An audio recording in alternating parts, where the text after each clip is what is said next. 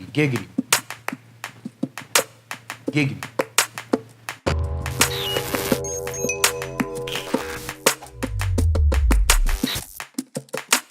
Yeah.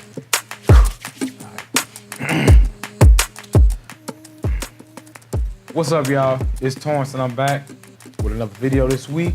This week we're gonna talk about how I improved my film photography. It's a knack. He's just gonna be in the video. I'm gonna give you about 5 quick tips. Hopefully these tips help you out. Like I said last time, if you've been watching, please subscribe. I appreciate the folks who've been commenting and sharing and making this feel like a small little community. So let's keep that going. All right, let's start off with my first tip of how I improved my film photography. And that is, I've actually started rating my film properly. What I mean by rating my film properly is, at first I was rating it at actual box speed. So let's say it was portrait 400. I was shooting that portrait at 400, not portrait 400, at 400. And that was giving me some good results, but it seemed just to be a little bit, just a little bit muddy, underexposed. So what I started doing, I researched it, and I started shooting at half box speed. So that first roll of film that I shot, like that legit first roll I ever shot with my camera, looked totally underexposed. But that second roll, which is this image here, on point. I did a half box speed. It gave me that one stop of overexposure that I needed. Really popped out the nice characteristics of that Portrait 400 film. Number 2, the second thing that helped me improve my film photography was not only just having a light meter, but was metering for the shadows. And when I started metering for the shadows, I started to get better results. As far as it was almost it is adding another stop of overexposure. So sometimes some of my shoots, there'll be about 2 stops overexposed. That's about as far as I would go. If I'm not exposing for the shadows, I'll stay at that 1 stop overexposure and I'll still get some pretty good results. But if there are not any shadows, what I'll do is I'll turn the little knob on the light meter and hide the bulb just a little bit, and that'll give me the results that I want.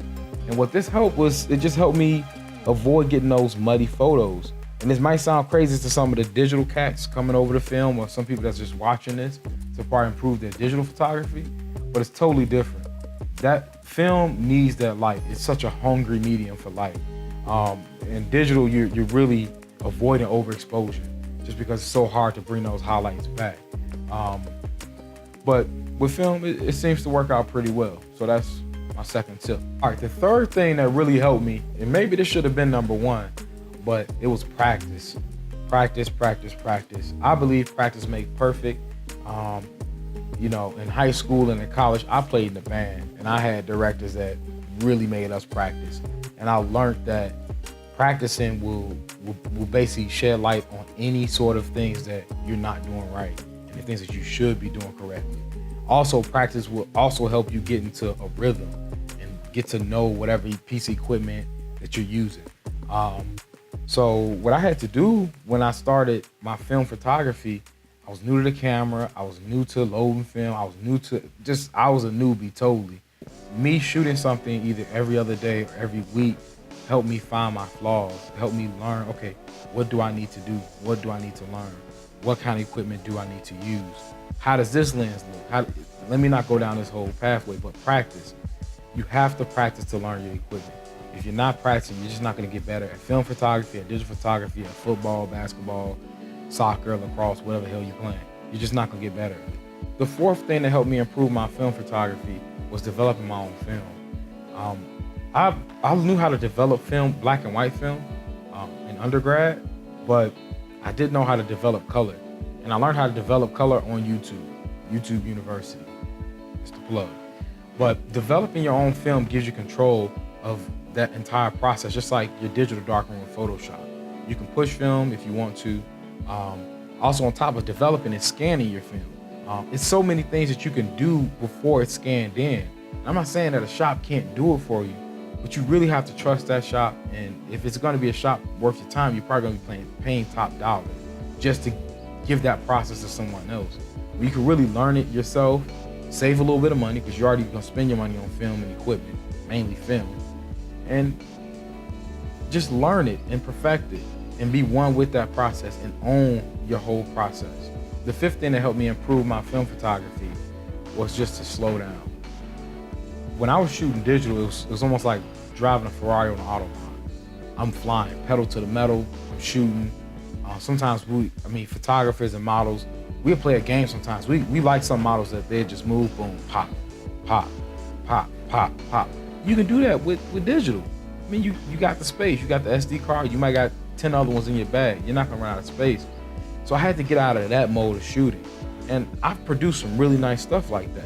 But with film, you gotta think about your composition. You gotta think about your lighting. And slow down when you think about it. And with digital, I'm telling you, man, I have a ball doing that. That's such a fun thing to do. And you may get 5 or 6 good poses out of that. But slow it down. How about you set your camera down, you tell them, hey, show me a few poses. Boom, boom. They go through the same thing. You say, I really like that one. Now you compose that one, make sure the lighting's nice, take your shot. That's one frame. That's what you gotta do with film.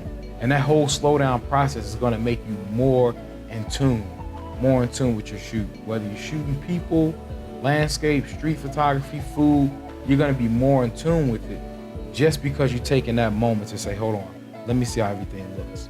Nope, that's not right. That's not perfect. Let me make it perfect.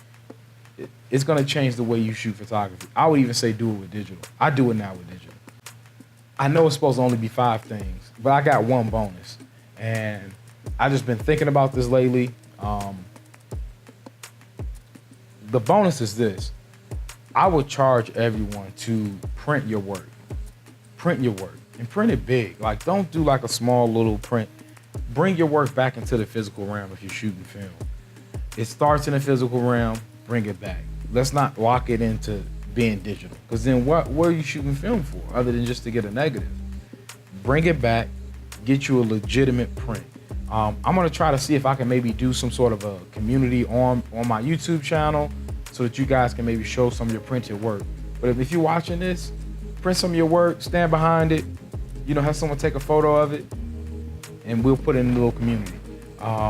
So I'll have some sort of a link or a community, whether it's Flickr, something. It'll be something we all can share this stuff and we all can look at each other's work. But when you print it and you see it in the actual physical realm, it's gonna change your mindset. It's gonna blow you away. And you'll understand like why people are raving about these film stocks. It'll really show in the physical realm. So thanks for watching. Again, like, subscribe, comment, share, and as always, buy you one of these puppies. Maybe not this guy, I always say this. Maybe not this guy, I don't know. Yeah, but buy you a film camera and shoot. That's all I got for you. Also, while you're here, check out one of my previous videos. Same deal. Like, comment, share. I appreciate all support.